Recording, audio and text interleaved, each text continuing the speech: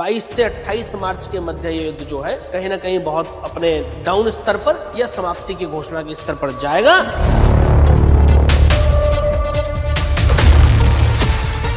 बहुत ज्यादा लंबा समय इसमें मुझे कोई नजर नहीं आता है। सोने के रेट बढ़ेंगे और मैं एक बात बोल चुका हूं, आज फिर से बोल करके जा रहा हूं, अगले कुछ ही वर्षों में आप सोने को 5 लाख के पार देखेंगे। जी, ये निश्चित है।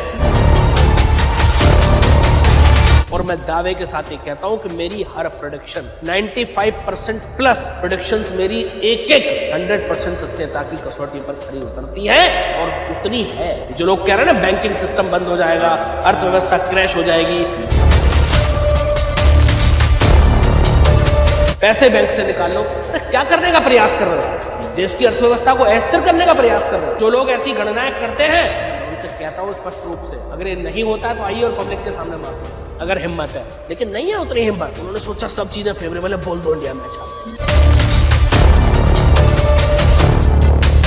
अरे भाई, फिर ज्योतिष किस बात के हो आप? तो ये तुक्के मारना बंद करो, ज्योतिष को पढ़ो। सर, अभी जो स्थिति चल रही है जी, देश और दुनिया में महंगाई बढ़ रही है जी, और एलपीजी और ऑयल की किल्लत आ रही है।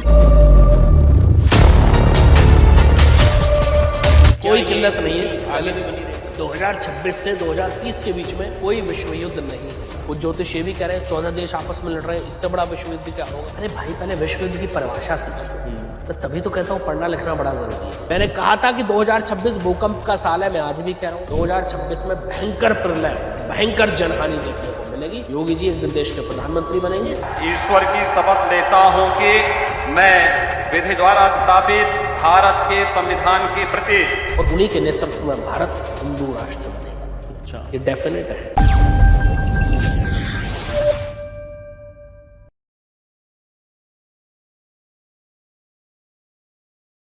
जय श्री राम दोस्तों, स्वागत है आपका एक और नए पॉडकास्ट में।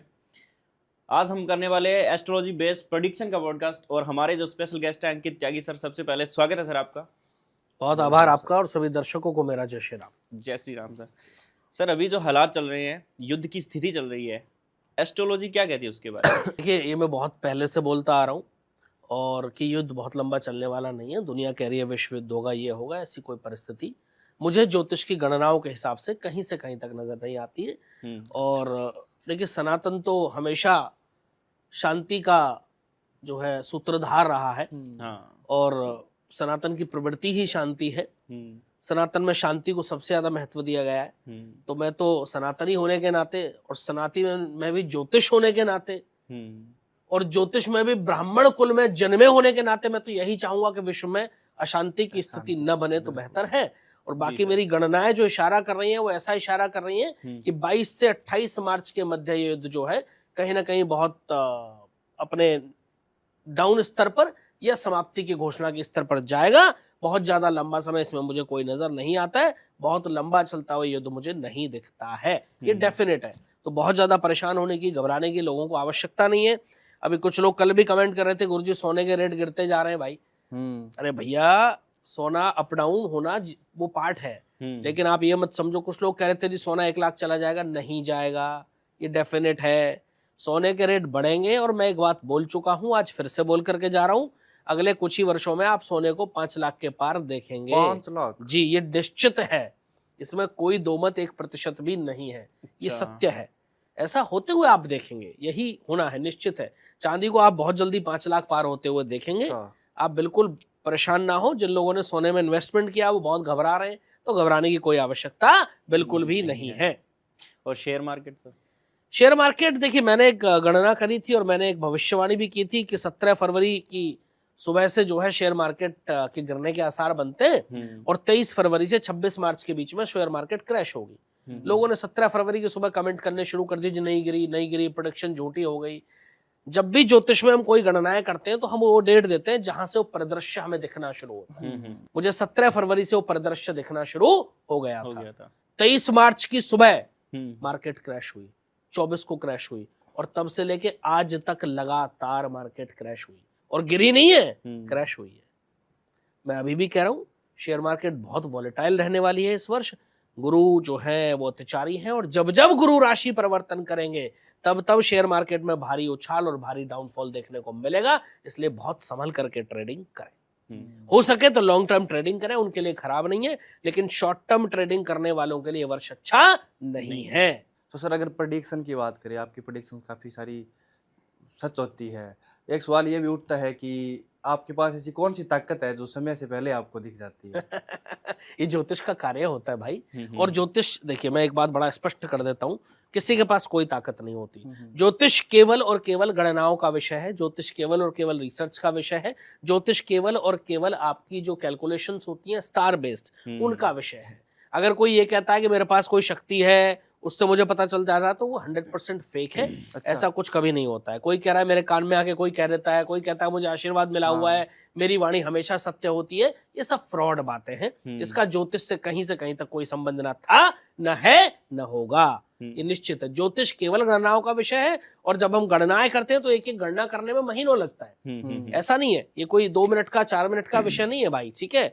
तो लंबी गणनाएं होती हैं, रिसर्च में समय लगता है, उसके बाद मैं प्रेडिक्शन देता हूं, और मैं दावे के साथ ये कहता हूं कि मेरी हर प्रेडिक्शन 95% प्लस प्रेडिक्शंस मेरी एक 100% सत्यता की कसौटी पर खरी उतरती है, और उतनी है। भविष्य की बातें तो बाद में करेंगे, जब लोगों के सामने आएगा। मैं पास्ट की बात कर रहा हूँ। आप एक भी प्रेडिक्शन मेरी उठा के देखिए, और एक प्रेडिक्शन मेरी आप गलत साबित कर दीजिए। स्टार्ट कीजिए चैंपियंस ट्रॉफी से। मैंने कहा था कि भारत एक भी मैच हारे बिना ये ट्रॉफी जीतेगा, बिल्कुल वही हुआ। वही हुआ। अभी जो वर्ल्ड कप हुआ, दुनिया ने बहुत सारे ज्योतिषियों ने प्रेडिक्शन करी भारत वर्ल्ड कप हार जाएगा, मैं शांत था, क्योंकि मेरी गणनाएं ऐसा इशारा कर रही थी। मैं स्पष्ट कहता हूं कि मामला बहुत 50-50 लग रहा है, जीतने के चांसेस ज्यादा लग रहे हैं, लेकिन 10-20% मुझे डामाडोल लग रहा था मामला। इसलिए मैं शांत रहा, मैंने प्रेडिक्शन ही नहीं करी, क्योंकि जब तक मैं अपनी गणनाओं को लेकर के श्योर नहीं हूं, मैं प्रेडिक्शंस नहीं करता हूं। मेरे बस का हवाई बातें करना नहीं है, मेरे बस का दिखावा करना नहीं है, मेरे बस का पाखंड करना नहीं है। मैं आडंबर नहीं करता बाकी लोगों की तरह। बिल्कुल छोड़िए, बंद करिए आडंबर, ज्योतिष को पढ़ना सीखिए। और आपको नहीं आती ज्योतिष तो किसी अच्छे गुरु की शरण में जाइए और ज्योतिष सीखिए, लेकिन ये पाखंड करना बंद कीजिए, लोगों को बेवकूफ बनाना बंद कीजिए, लोगों की भावनाओं के साथ खिलवाड़ करना बंद कीजिए, और देश विरोधी बातें करना बंद कीजिए। ये जो लोग कह रहे हैं ना बैंकिंग सिस्टम बंद हो जाएगा, अर्थव्यवस्था क्रैश हो जाएगी, पैसे बैंक से निकाल लो, अरे क्या करने का प्रयास कर रहे हो आप? देश की अर्थव्यवस्था को अस्थिर करने का प्रयास कर रहे हो। क्या होगा अगर आज बैंकों पे लाइन लग जाए जाकर के और सारे लोग अपना पैसा निकालने के लिए खड़े हो जाए, तो क्या होगा? देश की इकोनॉमी का कभी सोचा है? बिल्कुल। लेकिन नहीं। जिम्मेदारी कब आती है? वो पढ़ने से आती है। जिम्मेदारी कब आती है?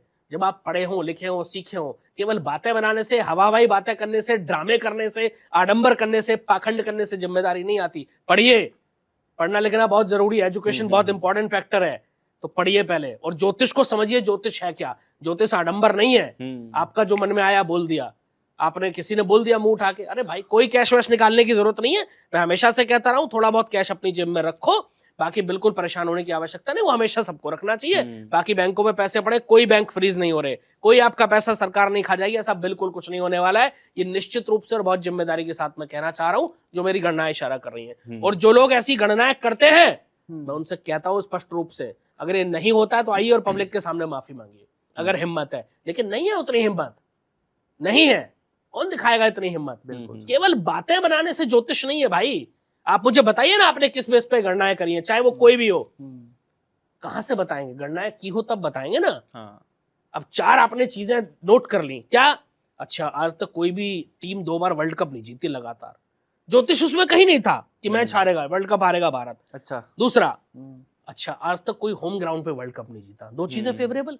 तीसरा, आज तक संडे को इंडिया कोई मैच नहीं जीती। चौथा, नरेंद्र मोदी स्टेडियम में इंडिया फाइनल नहीं जीती। उन्होंने सोचा सब चीजें फेवरेबल है, बोल दो इंडिया मैच हार जाएगी। अरे भाई, फिर ज्योतिष किस बात के हो आप? तो ये तुक्के मारना बंद करो। ज्योतिष को पढ़ो, समझो, रिसर्च करो, उसमें समय लगता है। मैं 12 वर्ष की उम्र से ज्योतिष पढ़ रहा हूँ, आज 39 वर्ष का हो जाऊंगा मैं। 27 वर्ष मुझे पढ़ते हुए हो गए, और मैं आज भी पढ़ता हूँ। बिना पढ़े ज्योतिष नहीं होती। तो ये समझने की जरूरत है लोगों को भी, हमारे दर्शकों को भी। हमारे बेचारे भोले भाले दर्शक हैं, बातों में आ जाते हैं, आम इंसान, ठीक है। तो मैं कहूंगा दर्शकों से कि समझिए कौन आपके लिए अच्छा है, कौन खराब है, किसकी वाणी क्या कहती है, उसको समझने की आवश्यकता है हमारे दर्शकों को भी। और बहुत जिम्मेदारी के साथ अपना निर्धारण कीजिए किस ज्योतिष के पास आपको जाना है। मैं नहीं कहता आप मेरे पास आइए, अब दुनिया में बहुत मुझसे विद्वान लोग हैं, आप वहां जाइए, कोई परेशानी नहीं।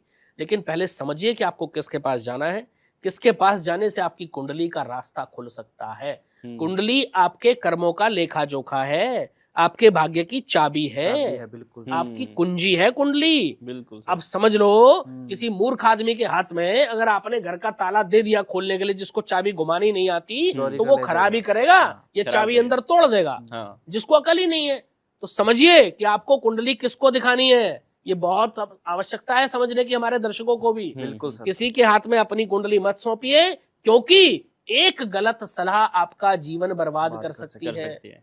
ये बहुत ज्योतिषियों को मैं देखता हूँ, मेरे पास कितने लोग आते हैं, कुछ नहीं है उनको, कुछ आता ही नहीं भाई। वो मन करेगा उठा के 4 स्टोन पहना देंगे। कल की बात है, लगन के गुरु हैं, उच्च के होकर के, बड़ी प्रबल स्थिति में गुरु 14 डिग्री के उच्च के होकर के बैठे हुए हैं, और उसको पुखराज बोल दिया। 2 लाख रुपए का बेच भी दिया भाई। अच्छा। मैंने कहा भाई आपको पुखराज की आवश्यकता क्या थी, आपके तो गुरु उच्च के हैं, 14 डिग्री के गुरु हैं, अपनी पूरी पावर में। लेकिन दिक्कत कहाँ है, उन ज्योतिषियों ने कभी जेमोलॉजी पढ़ी हो तो पता हो, कभी उनको पता हो डिग्री होती क्या है। केवल लगन चार्ट देखा और प्रोडिक्शन कर दी, ना उनको डिविजनल चार्ट देखने आते हैं, ना वो D9 तो बहुत बेसिक है, उसके बाद बहुत सारी चीजें हैं भाई। तो कौन देखेगा, कौन पढ़ेगा। तो मैं ज्योतिषियों से भी कहता हूं, मैं स्वागत करता हूं आप सभी ज्योतिषियों का, आप पढ़िए और ज्योतिष के विषय में अपने आप को पारंगत बनाइए, उस पर रिसर्च कीजिए। मैं पहला व्यक्ति होऊंगा जो आपके गले में हार पहनाऊंगा, और मैं स्वागत करूंगा आपका, क्योंकि आपने इस विद्या को जीवित रखा है। लेकिन लोगों का बेवकूफ मत बनाइए, पाखंड मत कीजिए, आडंबर मत कीजिए, ढोंग मत कीजिए। उसका विरोधी मैं था, हूं और रहूंगा। मैं हमेशा कहता हूं कि बहुत विद्वान ज्योतिष भारतवर्ष में और दुनिया में मौजूद है। मैं अकेला नहीं हूं, मुझसे भी बड़े बड़े। मैं तो हर पॉडकास्ट में मेरा ये लाइन होती है, मैं ज्योतिष का बहुत छोटा सा विद्यार्थी हूं, था और रहूंगा, मेरी कोई औकात नहीं है। लेकिन ये जो पाखंडी लोग हैं, इनका विरोध करना अति आवश्यक है, और हर अच्छे ज्योतिष को ये विरोध करना चाहिए। ये आम लोगों को भी समझना है, चुटकी बजाने से किस्मत नहीं बदलेगी, तेज पत्ता जलाने से धनवर्षा नहीं होगी, करोड़ों के कर्जे रात भर में नहीं उतरेंगे। ये सब कुछ पाखंड है। तो आपको आवश्यकता है तो एक ऐसे ज्योतिष की जो आपको सही रास्ता दिखा सके, जो आपको सही मार्गदर्शन कर सके, और आपकी कुंडली को डिकोड कर सके, आपको बता सके कि आपकी कुंडली क्या कहती है। आपका D60 चार्ट देखे और बताए कि आपका कार्मिक पैटर्न क्या कहता है। आपका D45 चार्ट देखे, आपका D24 चार्ट देखे, आपका D16 देखे, आपका D10 देखे, आपका D9 देखे, और तब आपको गणना करके बताए कि आपके भाग्य में क्या होने वाला है। आपका बिजनेस चलेगा या नहीं चलेगा, आपकी नौकरी लगेगी या नहीं लगेगी, आप पैसे कमा पाएंगे या नहीं कमा पाएंगे, आप प्रॉपर्टी बना पाएंगे या नहीं बना पाएंगे, बनाएंगे तो कब बनाएंगे, कौन सा फेवरेबल टाइम होगा, आपकी शादी कब होगी। ये सब गणना इतना आसान नहीं है कि केवल लगन चार्ट देखा और कर दी। ये लोगों को बहुत समझने की आवश्यकता है। बाकी आजकल लोग समझदार हो गए, इसका मैं स्वागत करता हूं। दर्शकों को बड़ा आभार है मेरा, और मैं हमेशा कहता हूं अगर मैं भी, मेरी कोई गलत प्रोडक्शन होती है तो पूछिए प्रश्न, ये आपका अधिकार है। अगर आप हमें इतना प्यार देते हैं, इतना सम्मान देते हैं कि हमारी एक प्रोडक्शन सच होती है और आप हमें वायरल करते हैं, तो अगर एक प्रोडक्शन गलत होती है तो उस पर हमसे सवाल पूछिए, ये आपका अधिकार है, था और रहेगा। और अगर कोई कहता है कि हम इस पर जवाब नहीं देंगे, तो फिर मेरी नजर में वो ज्योतिष नहीं है। गणना किसी की भी गलत हो सकती है। मैं हमेशा कहता हूं, मैं ज्योतिष भगवान नहीं है, ज्योतिष एक इंसान है। हम भी गणनाएं करते हैं, मैं भी एक इंसान हूं, कई बार हो जाता है मेरी गणनाओं में कुछ गलती, वो किसी से भी हो सकती है। देखो डॉक्टर भी हमेशा सर्जरी करता है तो कभी चाहता नहीं है ना कि उसके पेशेंट को कोई दिक्कत हो, कई बार नहीं बचा पाते जान।